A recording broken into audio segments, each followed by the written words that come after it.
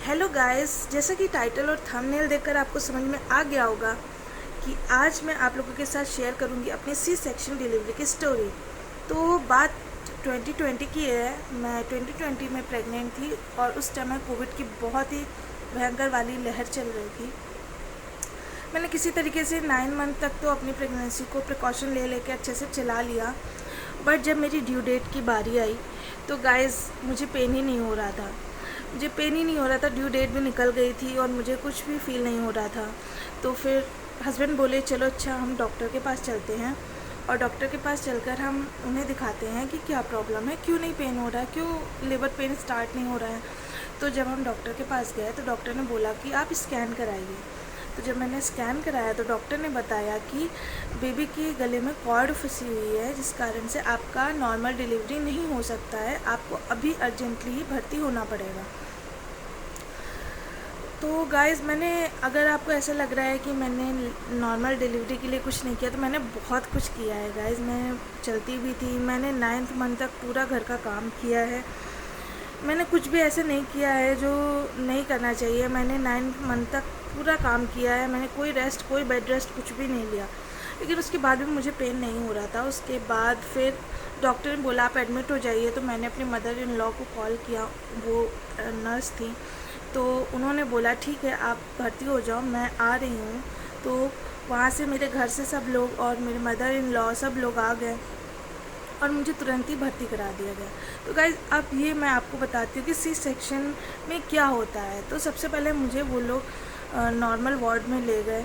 वहाँ पर उन्होंने मुझे ड्रेस दी, वो चेंज कराई उन्होंने मुझे। उसके बाद फिर उन्होंने मुझे टॉयलेट वाली नली लगाई, जिसमें थैली जो होती है वो उन्होंने लगाई और वीगो लगाया। वीगो लगाने के बाद मुझे वो ओटी में लेकर गए। ओटी में जब जाते हैं ना गाइस तो बहुत डर लगता है। उस समय मेरी जान निकल जा रही थी। मैं सोच रही थी कि बस किसी तरीके से सब कुछ हो जाए, बस मेरा बेबी सेफली मेरे पास आ जाए। तो डर तो बहुत लग रहा था, लेकिन हिम्मत भी बहुत ज़्यादा आ जाती है गाइस। ऐसे ही स्त्री को सबसे पावरफुल नहीं कहते हैं, क्योंकि सी सेक्शन डिलीवरी बहुत ज़्यादा पेनफुल होती है। तो गाइस मैं जैसे ही ओटी में गई, ओटी में मुझे लेटा दिया गया और उसके बाद मेरा बीपी चेक किया गया, मेरा सब नॉर्मल जो चेकअप होते हैं वो सब किया गया। उसके बाद एनेस्थीसिया के लिए डॉक्टर है। एनेस्थीसिया बहुत ही पेनफुल होता है, लेकिन अगर आप थोड़ी सी भी हिम्मत कर लो ना तो बहुत आसानी से हो जाता है। तो जैसे ही मैं लेटी थी, पीछे से डॉक्टर आए और उन्होंने बोला कि रमा आप उठ जाइए और बेंड हो जाइए। मैं उठ गई और मैंने अपनी पीठ को ऐसे बेंड कर लिया और बस मैंने भगवान का नाम लिया। मैंने कहा भगवान जी अब बस जो भी है सब आप हो, अब ये तो होना ही है तो होके ही रहेगा। बस मैंने इतना सोच ही रही थी कि उन्होंने एनेस्थीसिया लगा दी। एनेस्थीसिया लगाने के बाद उन्होंने मुझे लेटा दिया और लेटाने के बाद मेरा यहाँ से पूरा सुन्न हो गया था। मुझे कुछ भी फील नहीं हो रहा था। हाँ, मुझे सुनाई सब कुछ दे रहा था, बट मुझे कुछ भी फील नहीं हो रहा था। उसके बाद उन्होंने मेरी आँखों को बंद कर दिया, मेरे हाथों को टाई कर दिया और उसके बाद डॉक्टर आए। उसके बाद क्या हुआ वो बस मुझे सुनाई दे रहा था, पर कुछ दिखाई नहीं दे रहा था। हाँ, लग रहा था कि कुछ हो रहा है, बट क्या हो रहा है ये समझ नहीं आ रहा था। और बस 5 मिनट की ही देरी में मुझे मेरी बेबी की फ़र्स्ट आवाज़ सुनाई देती है। वो रोती है और मुझे सुनाई देती है। वो मोमेंट जो होता है ना गाइस, वो सारा पेन, सारी तकलीफ़ें, सब कुछ भुला देता है। ज़िंदगी की सबसे बड़ी खुशी आपको मिल जाती है। आपका बच्चा, आपका अंश आपके हाथों में होता है। तो गाइस जब मैंने आवाज़ सुनी तो मुझे बहुत खुशी हुई। उसके थोड़ी देर बाद डॉक्टर ने मेरी आँख खोली और मुझे अपने बेबी को दिखाया। मैंने देखा अपने बेबी को। उसके बाद फिर मुझे हल्का सा बेहोशी सा आने लगा, लेकिन हाँ उसके बाद फिर मैं ठीक थी, मैं बेहोश नहीं हुई थी। तो उसके बाद डॉक्टर ने थोड़ी देर और भी कुछ प्रोसीजर था वो किया। उसके बाद उन्होंने मुझे मेरे रूम में रेफ़र कर दिया। मैं अपने रूम में चली गई और जब तक मुझे होश नहीं था मुझे कुछ भी पेन फील नहीं हो रहा था, मुझे कुछ भी फील नहीं हो रहा था, क्योंकि मेरा आधा शरीर सुन्न हो गया था, तो मुझे कुछ फील नहीं हो रहा था ऑपरेशन का। लेकिन हाँ, जब मतलब मेरा शाम को ऑपरेशन हुआ था और रात में मुझे थोड़ा थोड़ा सा फील होने लगा था। और गाइस, जब वो एनेस्थीसिया का असर उतर जाता है ना, तो बहुत पेन होता है। तो वो पेन तो होता है, लेकिन हाँ, दूसरे दिन मेरा बेबी मेरे पास आ गया था और उस बेबी को देखने के बाद सारा दर्द दूर हो जाता है गाइस। हाँ, और एक बात और मैं आपको बता दूं कि जब आपको ऑपरेशन होता है तो आपको 2 दिन तक पानी नहीं दिया जाता है, क्योंकि आपका ऑपरेशन होता है और उसमें पानी जहर का काम करता है, इसलिए आपको पानी नहीं पीना चाहिए। तो मुझे बहुत प्यास लग रही थी, लेकिन डॉक्टर बोल रहे थे नहीं, आपको अभी पानी नहीं मिलेगा, अभी थोड़ी देर में आपको पानी मिलेगा।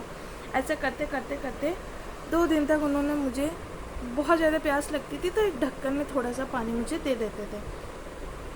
तो इस तरीके से मेरी जर्नी रही। उसके बाद धीरे धीरे मुझे वॉक कराना स्टार्ट किया। 4-5 दिन हो गए, उसके बाद मुझे धीरे धीरे वॉक कराना स्टार्ट किया।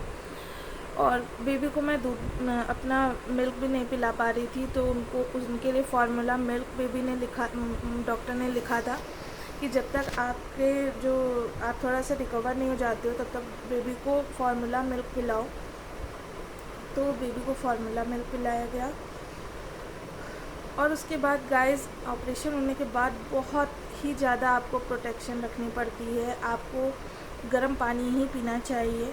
जो मैंने भूल की वो आप मत करिएगा, मैंने गर्म पानी बिल्कुल भी नहीं पिया। गर्म पानी अजवाइन डाल के, अजवाइन का पानी पीना चाहिए। और बेल्ट बांध कर रखनी चाहिए पेट में, वरना पेट निकल आता है।